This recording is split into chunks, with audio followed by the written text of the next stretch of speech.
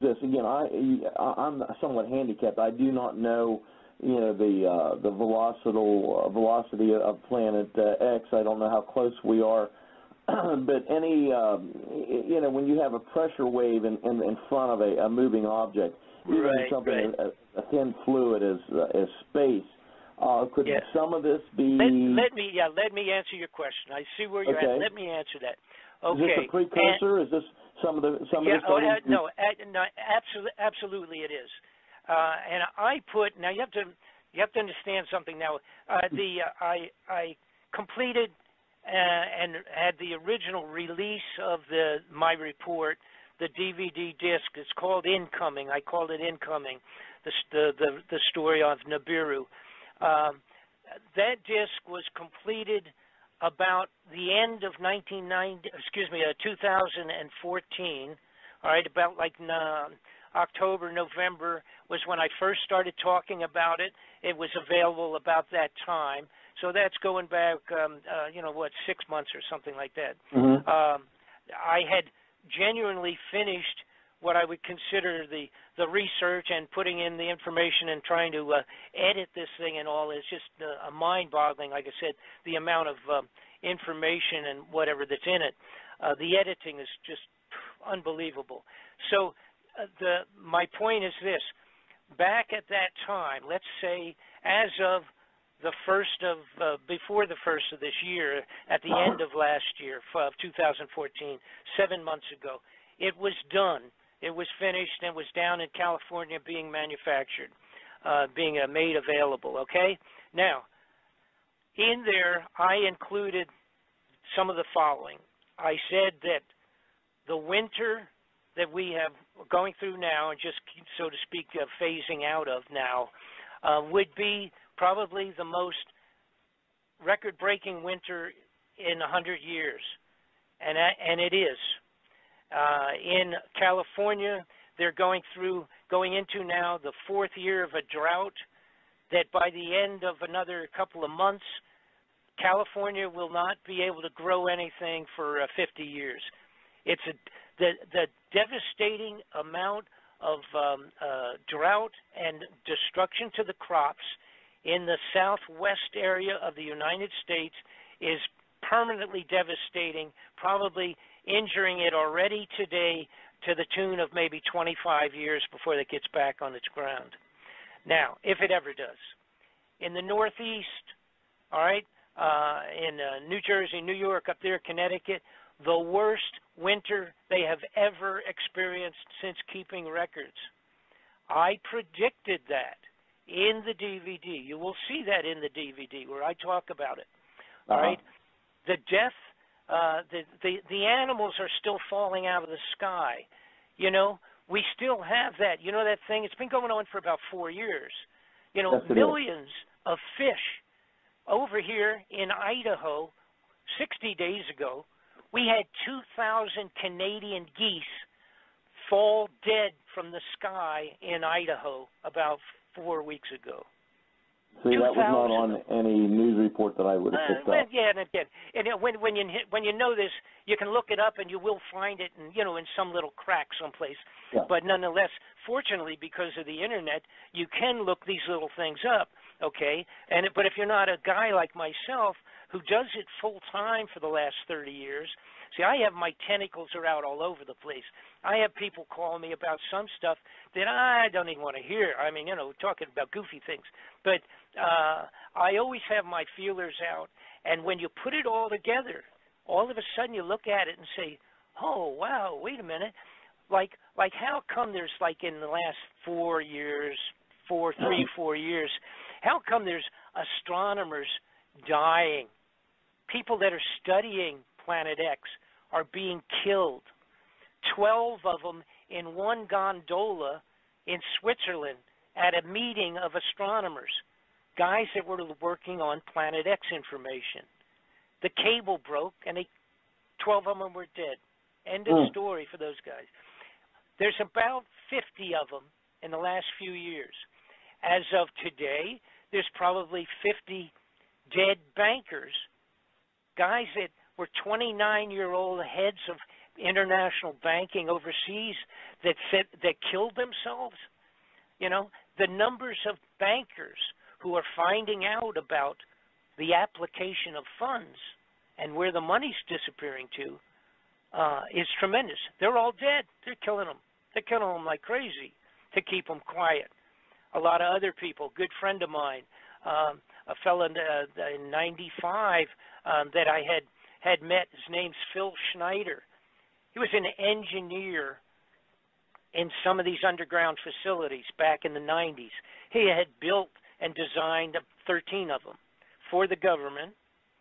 He went out and started talking about things that he had discovered underground, and he told me, I was with him in '95, my wife and I, we had dinner, and he said they're trying to kill me. They said they're going to kill me.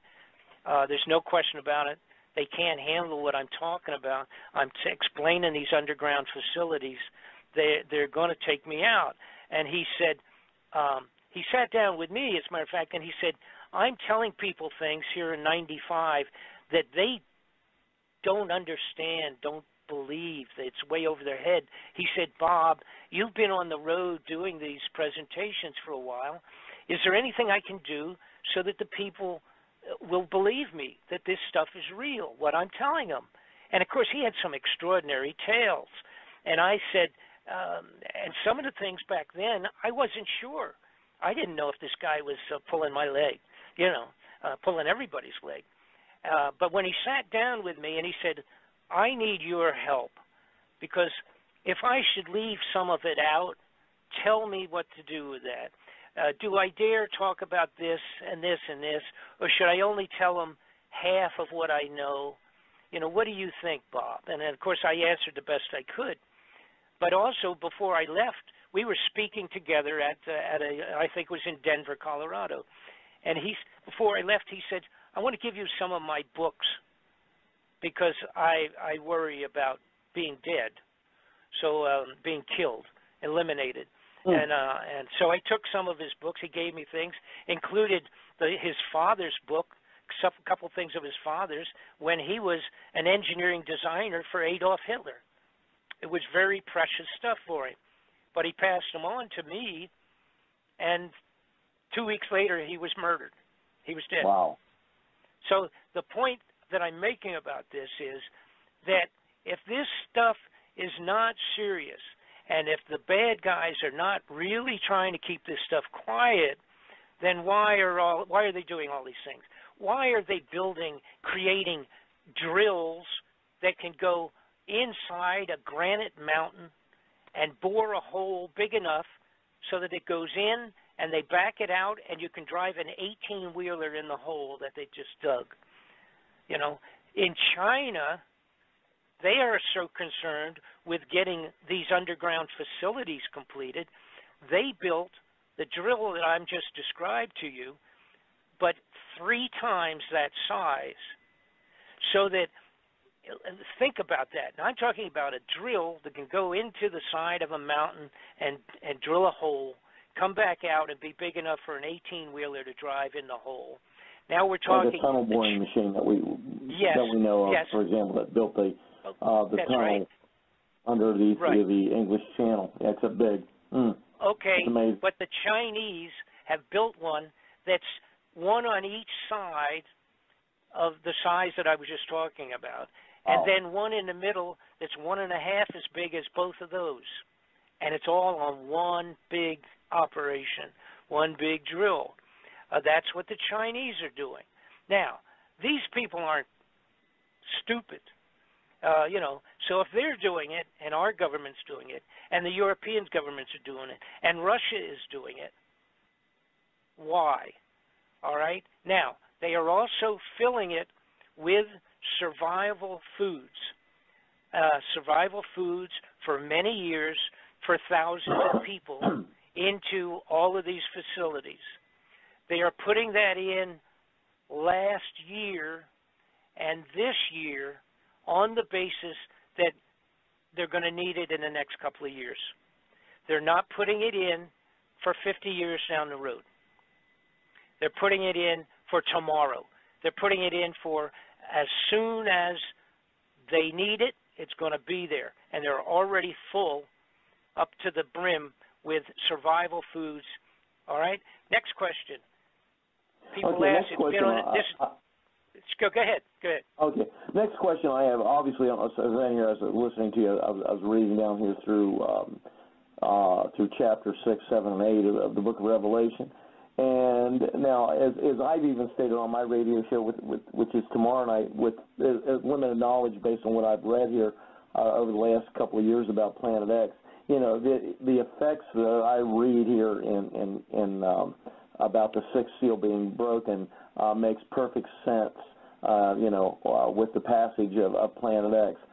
Gravitational disturbances will shift the poles, which would cause the stars to be out of place, as John the Revelator, referred to.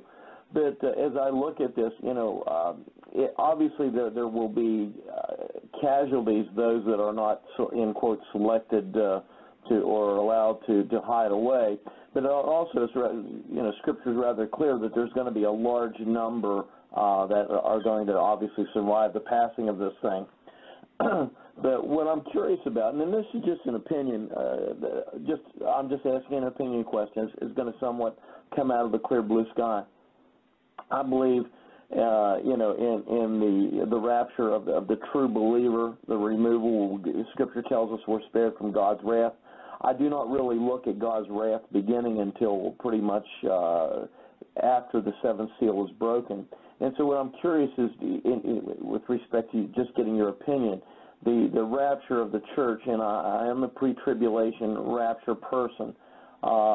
Where do you see the rapture fitting in? I took some notes here. I would like to say it's before, but it would seem logical to me that it could be during, or perhaps shortly thereafter, the passing of this planet. Do you have any thoughts on such things? Well, okay. No, fortunately, you hit. It makes it a little bit vague, so to speak, because fitting in the biblical scripture that you're referring to in terms of the rapture, and unfortunately, it as we speak about NIBIRU doing its standard physical effects that I believe, unfortunately, it's going to do. And by the way, I would hope to be completely wrong on this, okay? I wish I was totally wrong, and that a couple of years down the line we could get back on your program and laugh about it, that in fact we're still here. But I don't believe that to be the case. All right, in terms of everyone's belief and understanding of the rapture, of course, is widely varied. Every Christian you talk about has a slight variation on the theme, so to speak. But it could, if it happens as we and people of the Christian faith believe in the rapture, those that do, like yourself, the answer to your question, you already answered it. It could happen before, during, or after the passing of NIBIRU. NIBIRU is the effects will be, if it does as it is projected by the people that have studied it, not only the biblical and historical part, but the potential scientific possibilities that could take place, and then all the rest of that, and astronomical studies of it, that part of it, putting it all together, it does not necessarily the end of Earth, all right, or the end of all of humanity.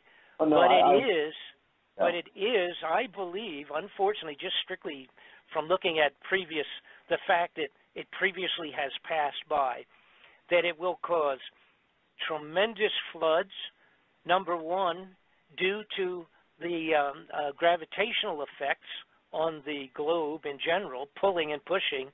We forget that the moon and the sun just floating around out here is what causes the the variation of the tides every day. The tides go in, they go out, and it's a very minuscule gravitational effect. It's very small. You take an item 5 times or 7 times the size of Earth, that's a solid mass for the most part, and have it pass someplace between us and the sun, going around there, let's say going around the sun and then coming back out. From that point of view, the gravitational effect will yank the oceans right out of the seabeds, as was described in Noah's floods. They didn't.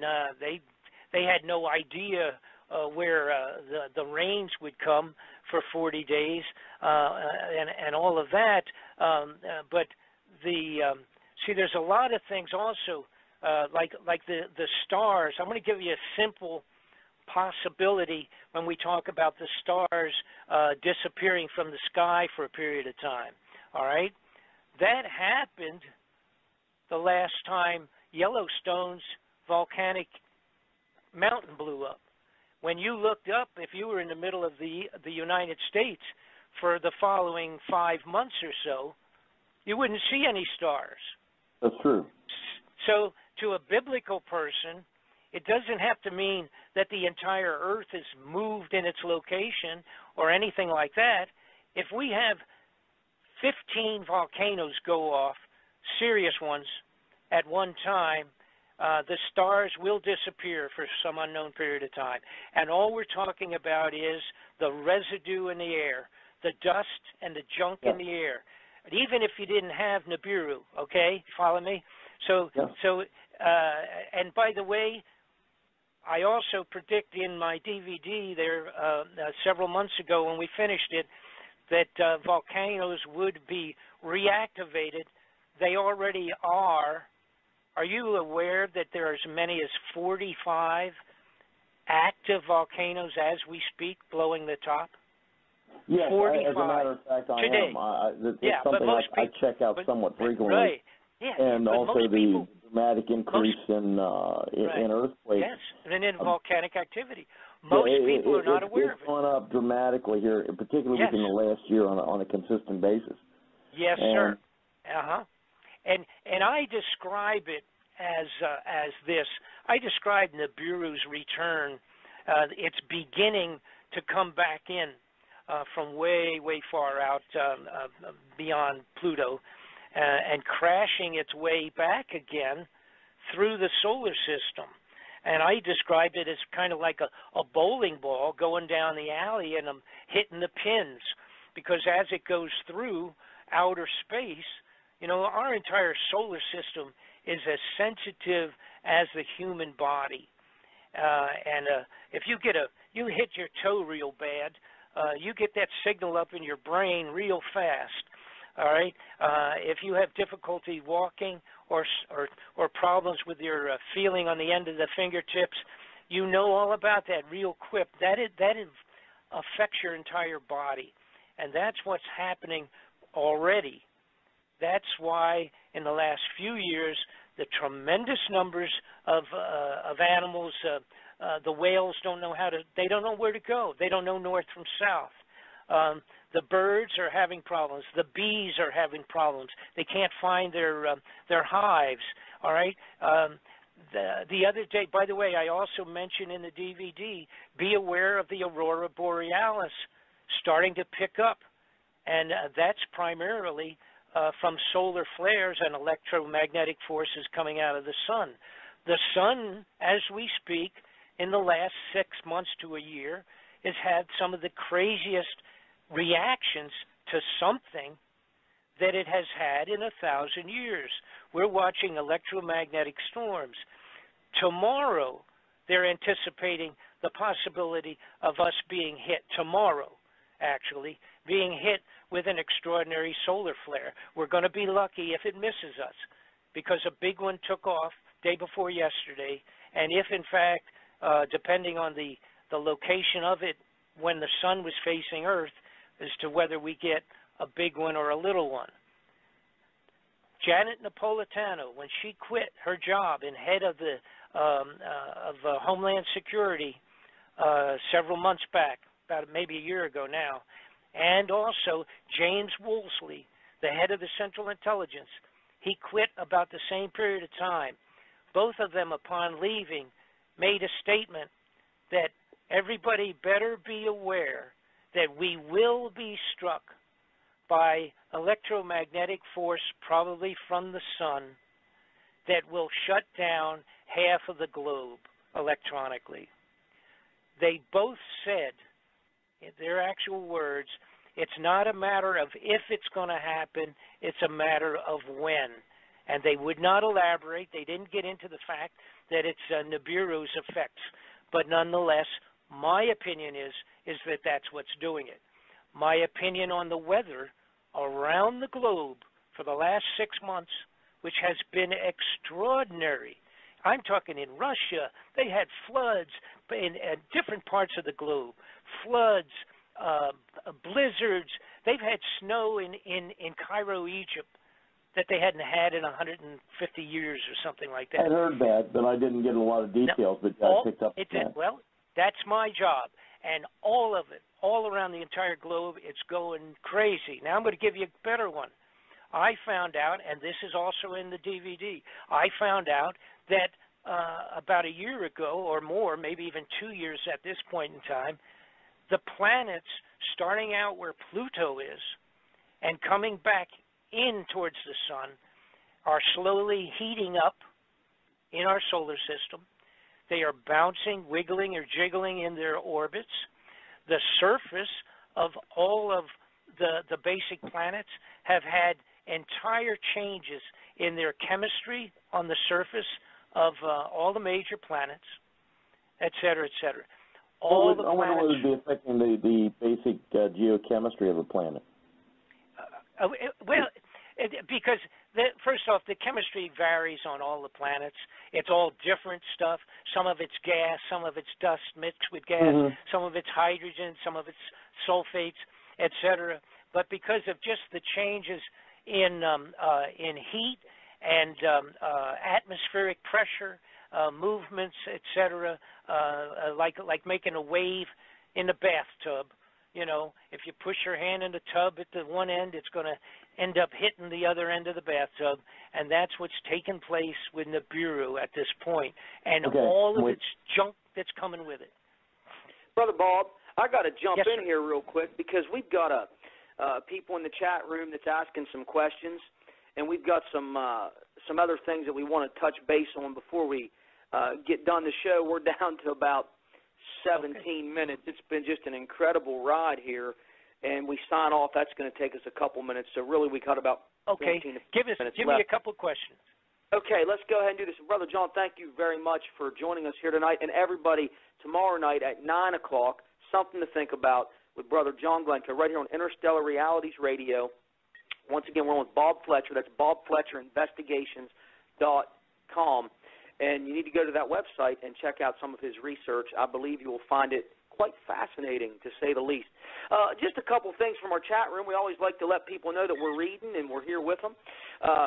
Here's a question here, the top one. Any chance of a link for photos or video? And I'm assuming they're talking about someplace they could see Planet X. Well, first off, genuinely, in reality, any pictures of Planet X are questionable. I have some of them on my DVD. The bottom line, it is infrared.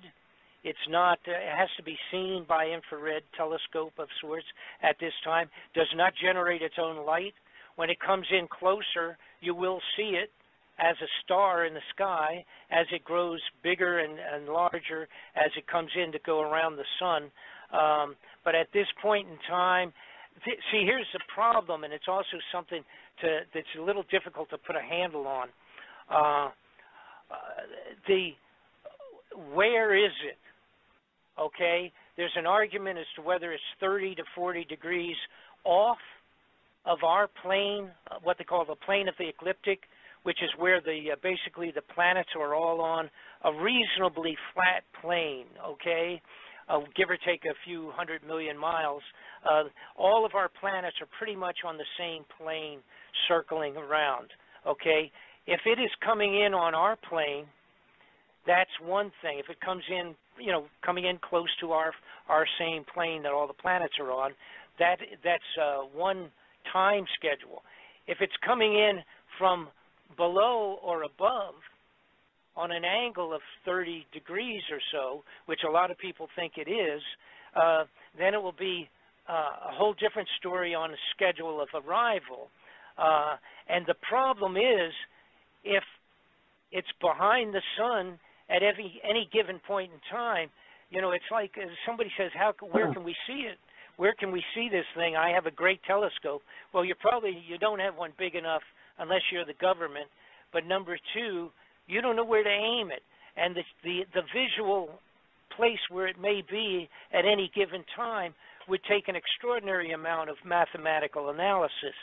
Once it starts coming in close enough to where it looks like a star and picking up the light from the sun itself or from other sources, then you will see it. Now, according to calculation, I'm going to tell you when it's estimated to be coming in. This is going to upset some people. By the way, let me give everybody, grab a pencil and a paper. I'm going to give you a separate address for those of you who are listening and may not have computers. If those of you who are not let's say computer-oriented, I'm going to give you an address where you can contact me, and I'll let you know how you can get a copy of the DVD. Now, it's been calculated related to all of the information put together, put into a computer and kicking out the analysis of the most likely time for its return, the second least likely time, and then the third very least likely time to be passing back by. Now, this is going to upset some people. The possibility is very high, according to Gil Broussard and many other people, and the relationship to when it has been passing previously, is that it will be seen in December, and it will take several months for it to come close enough to go around the sun. But it will be seen in December of this year. And then we will have January, February, and then the key months for it to be closest to pass near the Earth and causing the most trouble would be March and April of next year. All right? Now, and then it will head back out, and whatever damage it's done will be finished, and we'll be licking our wounds.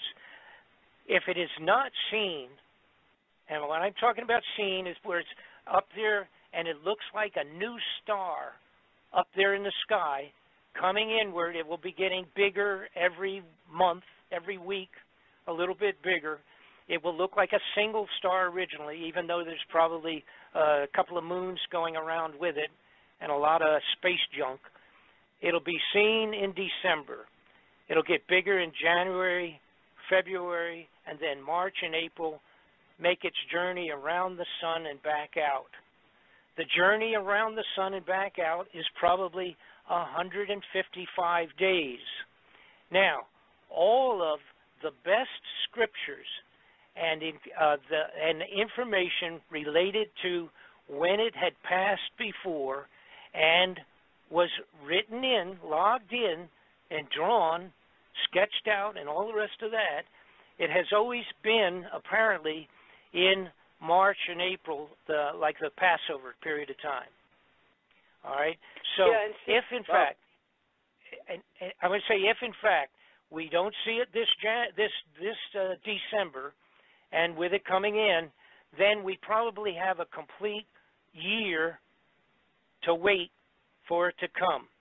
If it still has not arrived in that second year from today, if it's still not on its way in, then we would be into 3 years of March. Okay, in other words, March or April, 3 years from now. But the consensus is that it's very likely to be seen this December and to pass in the March of April of next year. All right. Now, it's not my estimate. That's an estimate of other people that are I consider to be the experts. Now, here's something else that's very important. This is where the politics fits into this thing. The people that are keeping this secret from us, all right, a lot of people say, when will they tell us this is coming? They will never formally announce that this is coming in, all right? They are going to have, this is from the point of view of the bad guys, all right? The guys that had the tickets to go underground in the underground facilities and bring their families with them, all right? Those guys are going to have martial law declared in the United States a few months before 100,000 astronomers start seeing this thing appearing on the horizon, coming in as a new star. So, what are we talking about? If the timeline is being seen first in December and January, they will have to have some form of martial law a few months before that in the United States. So they will have complete control over the general public when it starts to become a riot on the surface of the earth. If the leaders of any of the major nations came out and told the world that this thing is going to be coming in 5 months or 2 months or 6 months, that this thing was going to be coming by, if in fact they did that, it would be the end of all things. The financing the entire globe would go into riots. We think the people in ISIS are going nuts. Those guys over there with their raping and plundering of the Saudi Arabia or with the Arabian area over there. We think they're crazy. You would see that on the entire globe if they announced it was going to happen.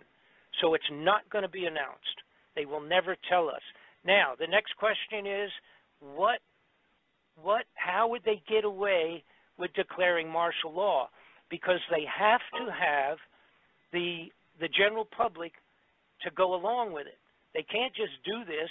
They have to have the public believing that it's a good idea for martial law. All right? So it will be one of three things.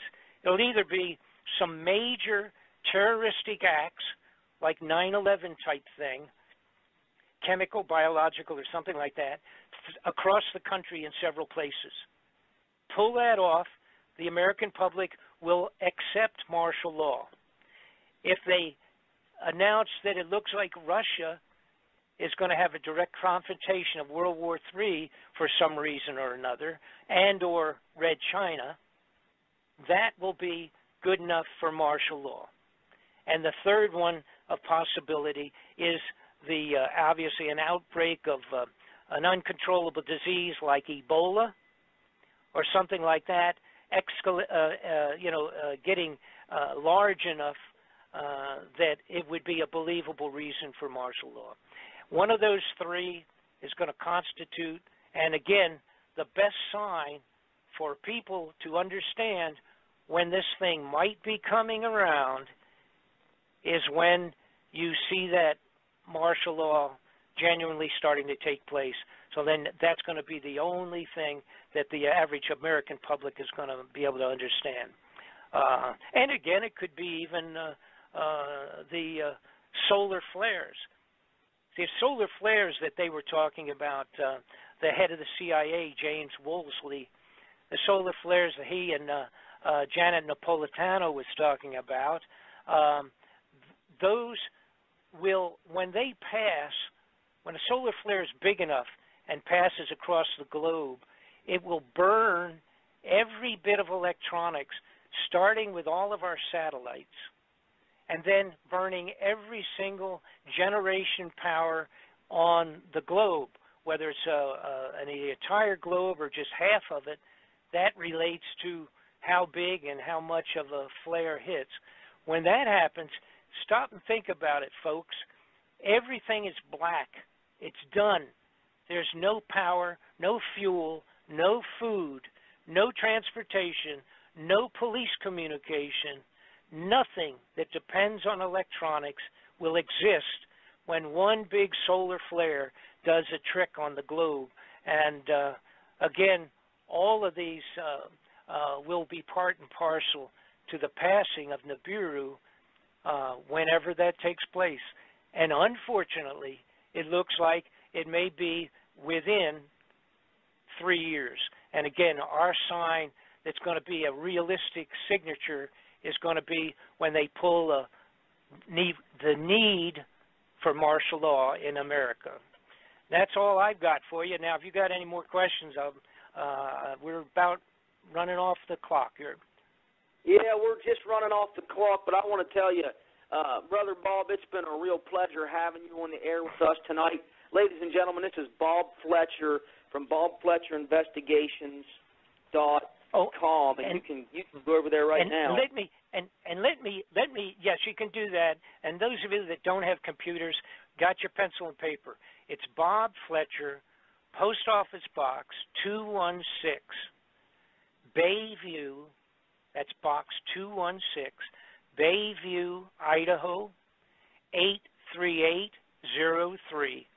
That's Bayview, Idaho, 83803, Box 216. Drop me a note.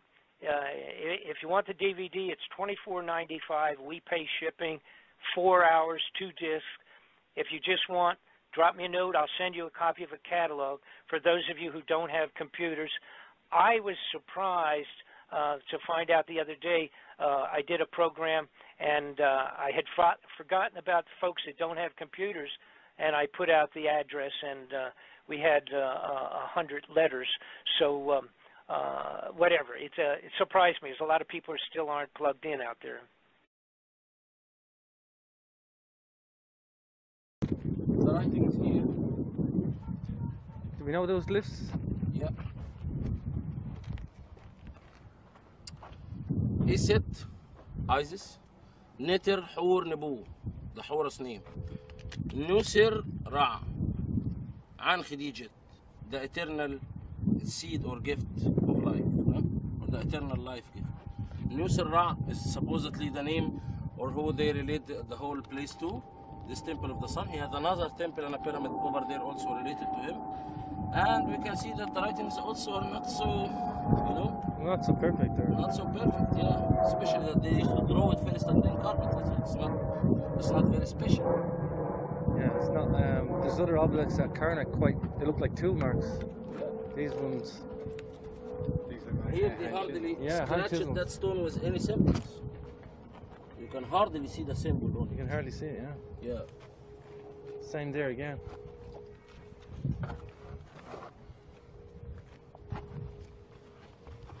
Here you can see some of the basins made from limestone, and that each one has 3 drills in it.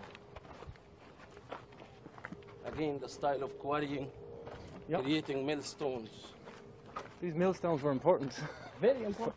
For the quarrying. It was like every like little village would have a special spot where they do the grain and stuff. Then these stones were needed. It's like the core of the factory. Wow, here we are. These ones, yeah. Wow, unusual again. Got 3 holes. Yeah. We examined this, me and Stephen Miller, once, and we thought like why would this have 3? And why not 2? That's why not just 1? Interesting. And then again, you have it repeated again. Same again, 3 again. Yeah. So we thought that this could be actually like some used to receive in, and some used to leave out, and one was above or something like that. But valves and mechanisms. Not all be pouring in or all pouring Same out. again over there. There's nothing but 3. Yeah. Even these ones are exactly the same size. Same, different product line over here. Yeah. Very interesting. You can see how the stone itself isolated from each other. Weathered. It's been weathered for God knows how many centuries. God knows.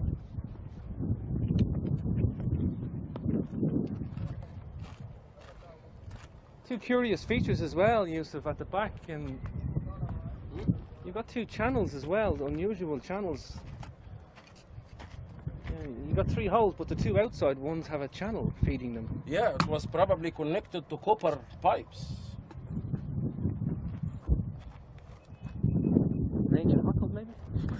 ancient hot tub. That's what the Romans used. They used these once in Alexandria, and they made them actually a bathtub. Wow.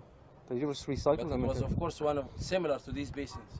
See, I still don't believe that the Carrara marble we find in Alexandria was brought by the Greeks or the Romans, because these people got so used to recycle the stones they found on the site. Plus, there are other evidence that supports my theory, because we know that these shapes that they took from basalt or Carrara marble, they made it as a stand for the statues. They usually put the statue on. So I examined one of them, and I saw that to house the statue on top of it, they used the poor style of hammering, while the piece itself is a clean cut, very similar to what we see in the Giza Plateau, even if the type of stone was different. So, but they all say like anything that's manufactured out of Carrara marble, that has to be Roman. I don't think so. The Romans dismantled and quarried the site of the labyrinth that used to be 3,000 chambers on that site. They quarried almost all of it, or there could be a layer that's still buried underground. But these people did not bother bringing the stone from the other side of the sea to this country, because of this, what they do, they wouldn't have the culture of the sword and occupying other countries to take their goodies. If you're able to create and construct these beautiful artifacts, you wouldn't need to go and put war on other countries so you can take the goodies. If you can build and prosper, you will build and prosper and protect, not go put war on other countries. And we can see example for them in every site. Look, this part here also, this piece for example.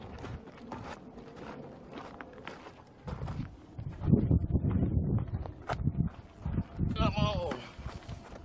This is part of the Roman use, when they used to also reuse these stones to make also create this drill bigger and make it like another type of the millstone. Yep, smaller, long and narrow. Different types. Yeah, this one was just another device to smash the stuff in it, like herbs and stuff, or spices. And the other one was the wheel. Round and flat. Yeah. Round and flat. This one tall and narrow, yeah? Exactly. Wow. Let's go up.